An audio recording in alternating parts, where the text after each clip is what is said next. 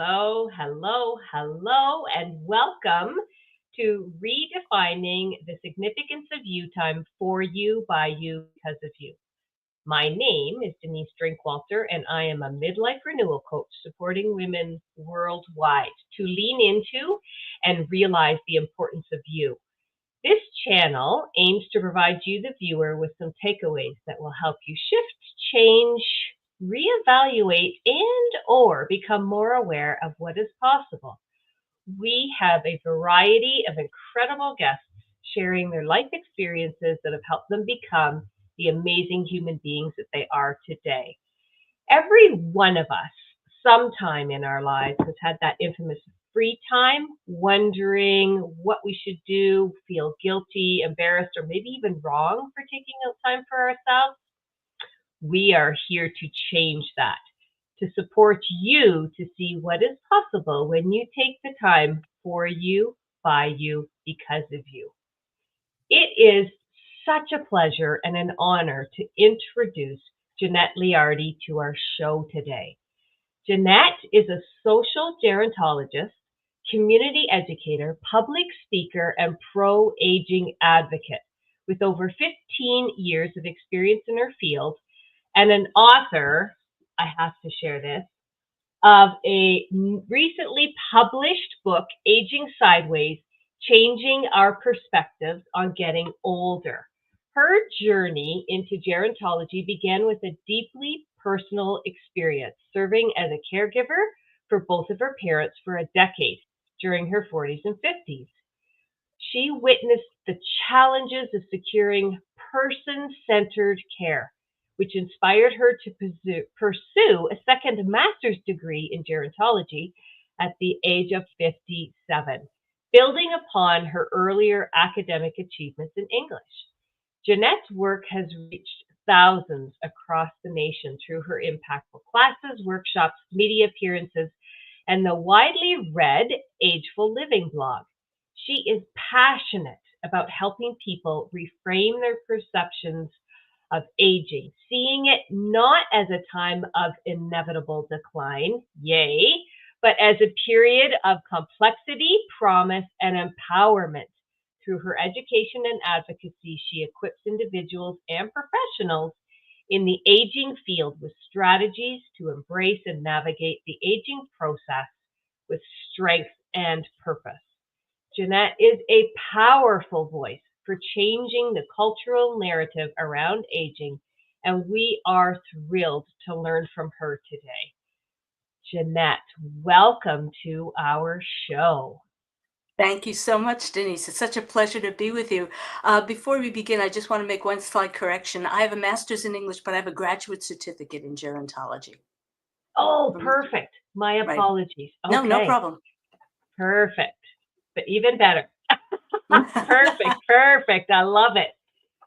Tell me, what do you mean by aging sideways?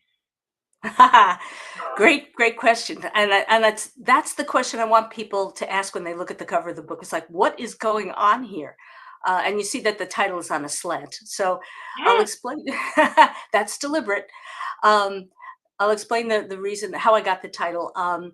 We all see aging usually as nothing but deterioration and decline. We see it in very narrow ways. That's we're downhill after a certain point, and there's nothing we can do about it, and we're afraid of getting older because of that reason, and all of that. Well, we get aging wrong. I want to change people's minds about aging, so I want to take away those blinders that keep us, that we're looking at aging in one way. I want to take those blinders away and really change the perspective. We have to come at aging from a different perspective.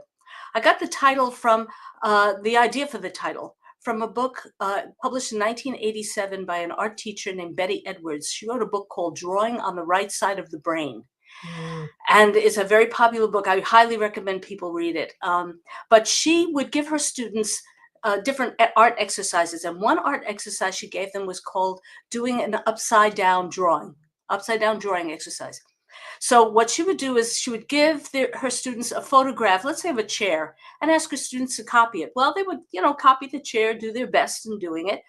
But then she found that if she turned the photograph of the chair upside down, and she had students copy the upside down chair. What they saw, it sort of put that left hemisphere of their brain to sleep, the one that has all these expectations and editorializes and judges and all of that, has all these preconceived notions of chairness.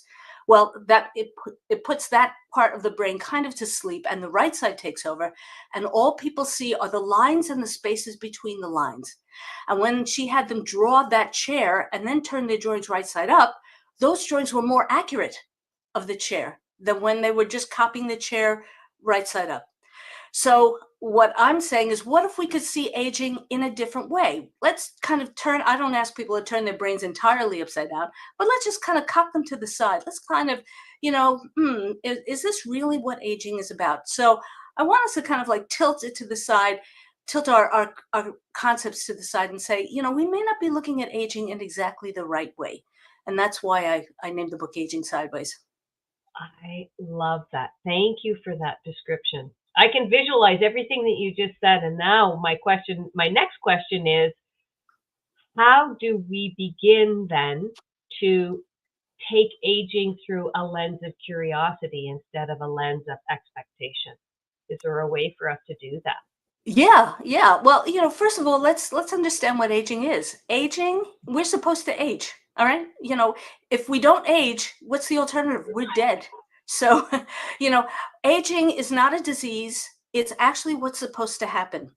So let's accept aging for what it is. Let's not deny aging. Let's not fear aging. Now, I know that there are lots of problems in our society that make us want to kind of regret getting older, because our society doesn't really support us in getting older. It doesn't give us enough of those, affirmations about the fact that getting older is a good thing. So let's first of all just examine what's in between our ears, how we think about aging. So to come at it with curiosity, well, every stage of life has its challenges and its rewards and its excitements. I mean, think of how excited a baby is to explore the world, and think of how excited teenagers are when they think they're growing up, they're getting older, and they can't wait to drive, or they can't wait to, go to college or get their own apartment or whatever. Well, what are the excitements that we have? We don't stop. We shouldn't stop being excited about life. We should just keep being excited.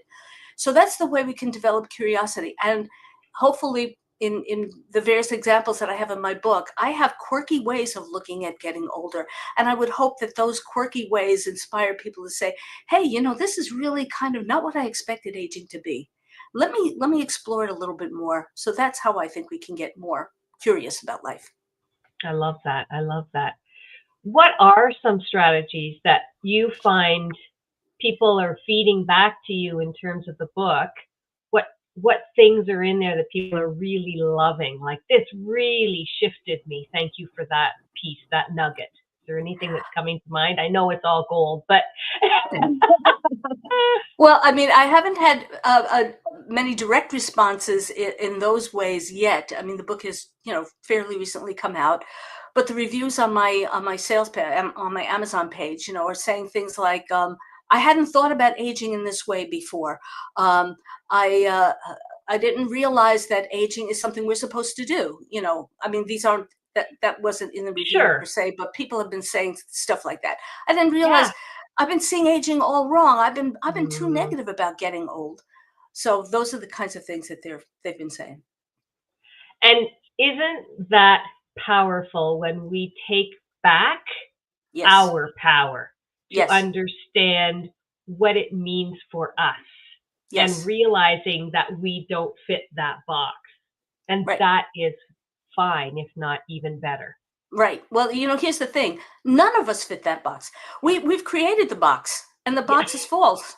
We're all individuals, so why should we put ourselves into a category that limits us? Take away, let's do out of the box thinking. All right. That's one of the things we need to be doing, is thinking out of the box and saying, I'm not like that. Why should I then believe that people should think that I'm like that? We should be asserting ourselves, our individuality, our power, our empowerment at every step of the game. And we should be proud. By the way, one of the first things we should be doing is not only admitting our age, but declaring our age. I'm 72. I'm proudly 72. We should be proud of whatever age we are, whatever that age is, that we've gotten that far, and that it's a good thing. Accumulating age is not a bad thing.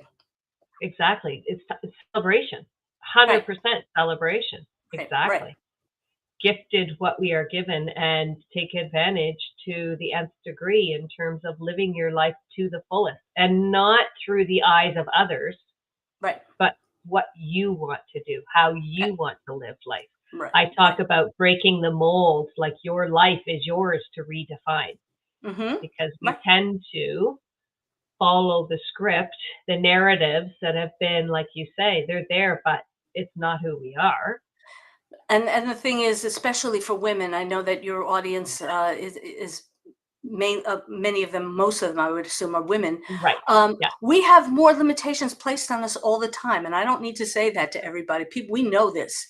Well, we should be tired of those limitations and say, no, this is enough, and let's be who we want to be.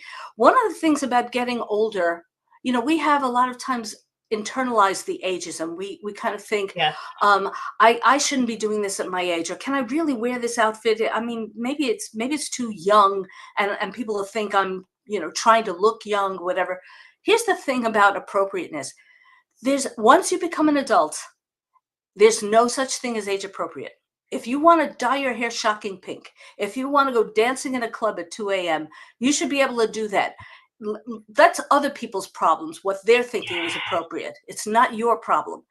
And by the way, if younger people see you dancing in a club at 2 a.m., they may laugh, they may think we're weird or whatever, but you know what? You might be planting a seed in their mind thinking, gosh, I want to do that when I'm that age too. I want to keep doing this.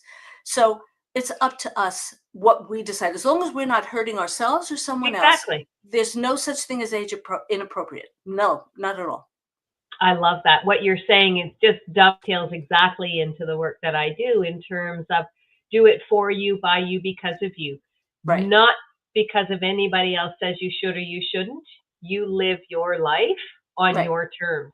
And what does happen is there is definitely, I have experienced this myself, and people that I know, that I support, that I do the work with, also find when we start working and living life for ourselves, the world around us, what I call our sphere of influence, those people directly related to us, have it, they see possibilities that would not have been there before. So like you say, we're planting a seed without us even knowing it. And it's not why we do it. It's not why we do it. We do it for ourselves. Right. And then there's a residual effect. Right. And I talk about, in my book, I talk about the power of one. We tend to think that as individuals, we really have no power to change people's minds about aging. I'm only one person. What can I do? I mean, we have these big social systems that are telling us that aging is a bad thing. What can I do as a person? Well, the power of one, as you say, it can start with our families. If you hear a comment that's ageist, we can do it with a sense of humor or be gentle, but correct it. Don't let a comment like that go by. And let people tell someone, that's kind of offensive to older people, or, we're not all like that, or hardly any of us are like that, So we can it could just start with our conversations. But here's the thing. Even as individuals, we have power, especially in this age of social media. If you see a story, read a newspaper story, and the headline calls somebody a grandma, and that the article has nothing to do with that woman being a grandmother, but that's the way, granny says, or whatever, those kind of crazy things, call up the editor, write a letter to the editor. If you see an ad that makes fun of older people, we're clueless, we're cranky, we can't handle technology, call up or write to the company whose product is being sold, or find out who the ad agency is and say, this is offensive. Or even better yet, ask them, do you have any older people on your marketing teams? Have you even asked us if this is acceptable? So we have that power. And actually in the book, I talk about a particular incident I had where I actually got to write to the CEO of a very large greeting card company in this country.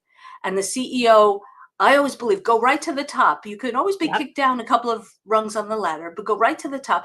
The CEO passed on my letter to a vice president in charge of these creative projects.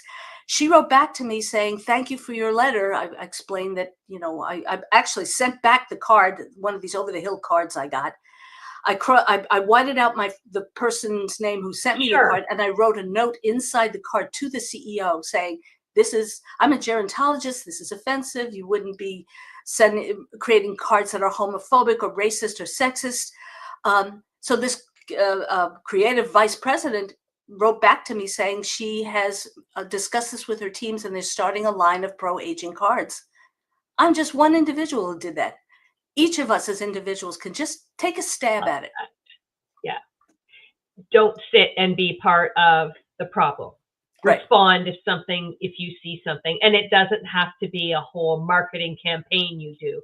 Like you say, I whited it out and I sent the card back saying this is very offensive. Right. Yeah. Exactly. Yeah. Beautiful. So, thank you for doing that and for continuing to do all the work that you do. I know you're very involved in different organizations and different voices that you have at the table. And if there's more that we can do, generally start with ourselves, just like you were saying, right? Make a response when a response is required. Don't just think about it, do respond. Mm-hmm. Yeah, exactly. Yeah. Amazing. Is there anything in particular that you would like to share or tell the audience around aging sideways? Any tips, any nuggets of wisdom? Well, aside from being aware of the stereotypes, being sensitive to the stereotypes and responding to the stereotypes, we need to kind of build ourselves up as women, because we are just so pressured to not respond or don't be, if we're being assertive, it's being interpreted that we're aggressive, whereas it's okay for a man to be aggressive, but not okay for a woman to be aggressive, right? Exactly. So we need to come from positions of power. And the first thing I would say to do is to learn about all and appreciate all the different skills you have. So take a personal assessment of everything, of all the kinds of skills that you have. And you may not even be able to identify them right away, but are you a good listener? Are you a good communicator? Do you like to put other people in touch with each other? Are you a good networker? Are you a good catalyst for things? Those are gifts. And if you know what your gifts are, then if somebody kind of wants to limit you, you can be very aware of those gifts and really kind of tell them, hey, actually I can do X, Y, and Z. And you may need me to help you do X, Y, and Z. So we need to be comfortable in our own skin first. Mm-hmm. Then the other thing we need to do is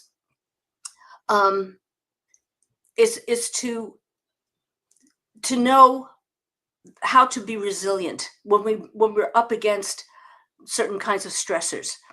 In the book, I talk about this technique of improvisational comedy called yes and. I don't know if you've ever seen an improvisational comedy troupe, but what happens is they start out with some wacky premise, and somebody presents a premise, and then another member of the team follows it up, takes that yes and adds to it. Yes and. So, for example, let's say the wacky premise is you're on a desert island, and all of a sudden you see a shark swimming right around you, but you see a dolphin behind the shark. Someone says, this shark is making me scared. What do I do? And somebody else will say, hey, wait, but there's a dolphin right behind it. Let's jump on the dolphin and float away. That's the and. So you take the yes and you add to it. Well, what is we're all familiar with our yeses. In my case, my eyesight isn't as great as it used to be. My hearing is, kind of iffy-ish. And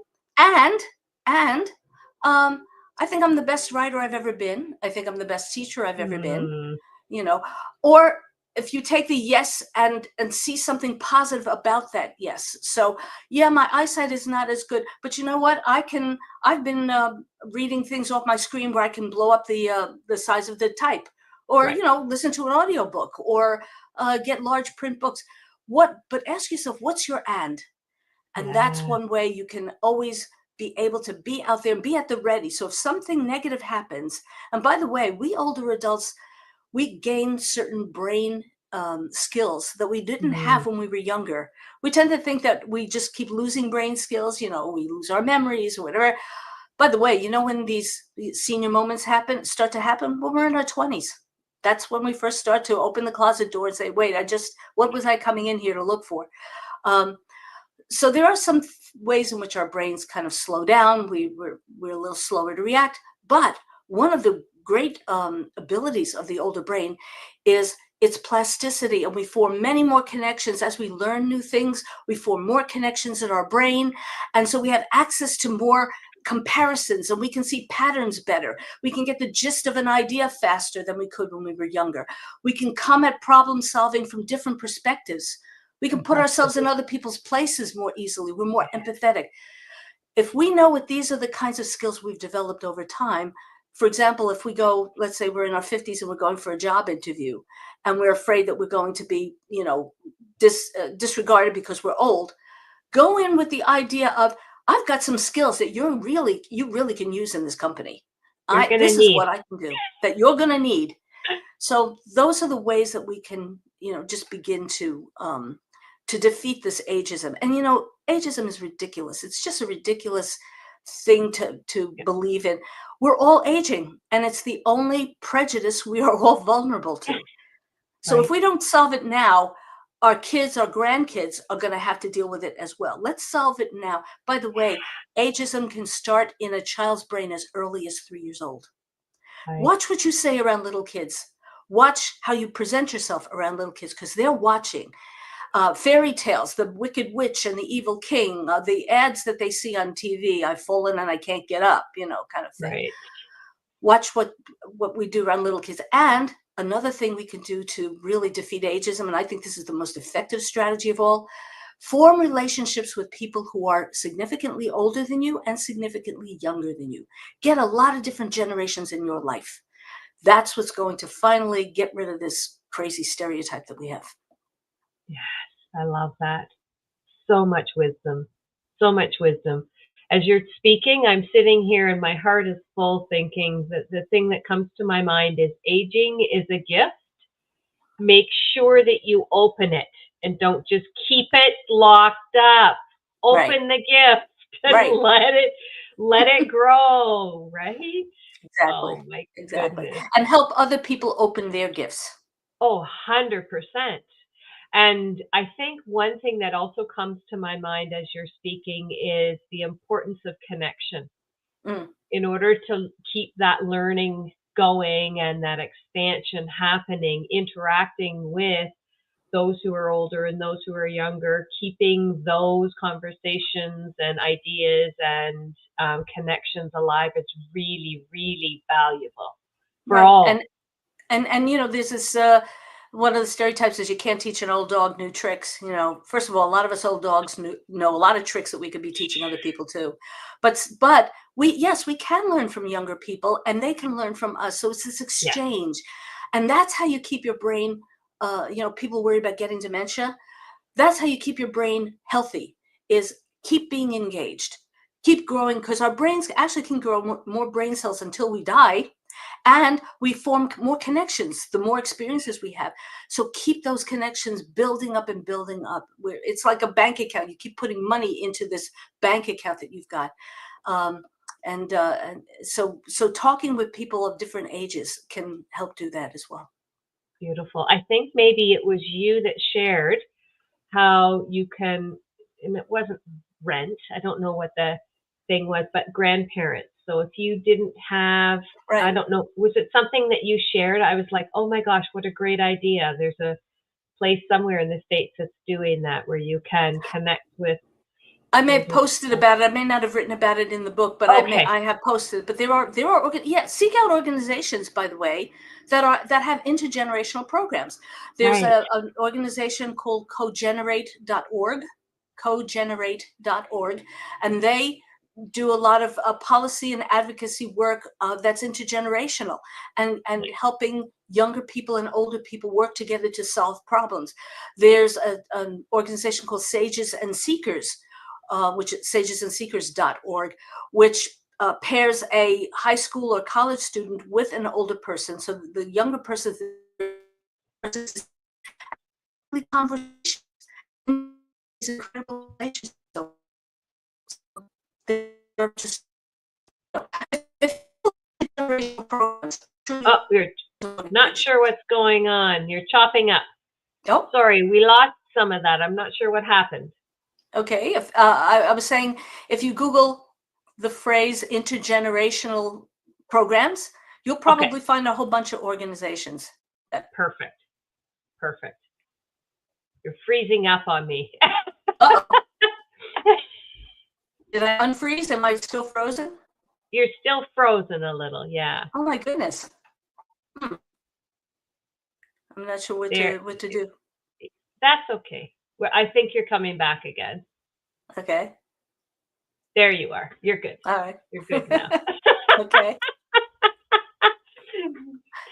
See, that's another thing. Going with the flow. Go with the flow. Exactly. When we're live, that's what we have to do, right? Right. Thank you so much for being here with us today. You have provided all kinds of wisdom as always.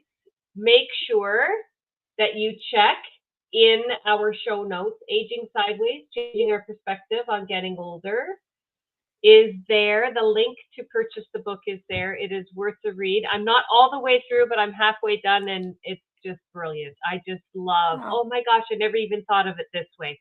So thank you. Continue to do the work that you do. We will all benefit.